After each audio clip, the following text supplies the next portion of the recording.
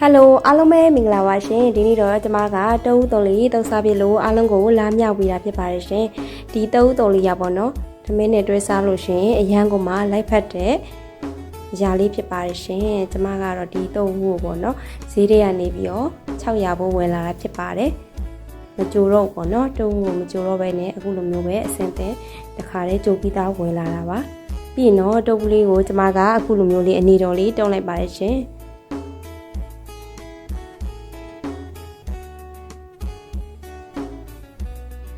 တုံးလေးတွေလည်းအခုလိုမျိုးလေးအနီတော်တုံးပြီးသွားရဆိုရင်တော့ကျမကတော့စီချက်တာကိုတော့မပြတော့ဘူးပေါ့နော်စီချက်တဲ့ဟာကလည်းတစ်ခါလေးချက်ပြီးသားပဲထည့်လိုက်ပါတယ်ပြီးရင်တော့ကျမကကြက်သွန်ကြီးထည့်ပါတယ်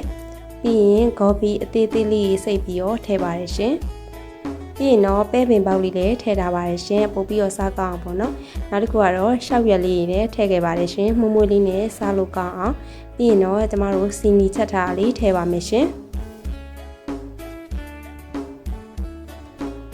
နောက်တစ်ခုကတော့ပဲမုတ်အကျဲတစ်စုံထည့်ပါမယ်ရှင်ပဲမုတ်ကျဲထည့်ပြီးရင်တော့အချုံမုတ်ထည့်ပါမယ်ပြီးရင်တော့ငန်းပြားရီထည့်ပါမယ်ရှင်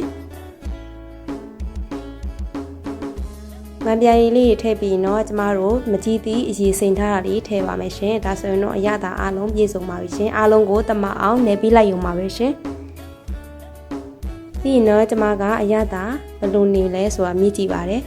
အရသာကျမရတာအကြိုက်နဲ့အကွက်တီဆိုတော့ဒီတိုင်းပဲထားလိုက်ပါရှင်ဘာမှထပ်မထည့်တော့ဘူးပေါ့နော်အခုဆိုရင်တော့အရသာအရန်ရှိတဲ့တဝူတုံးလေးရပါပြီရှင်အားလုံးပဲစားကြပါအောင်ရှင်ဘိုင်ဘိုင်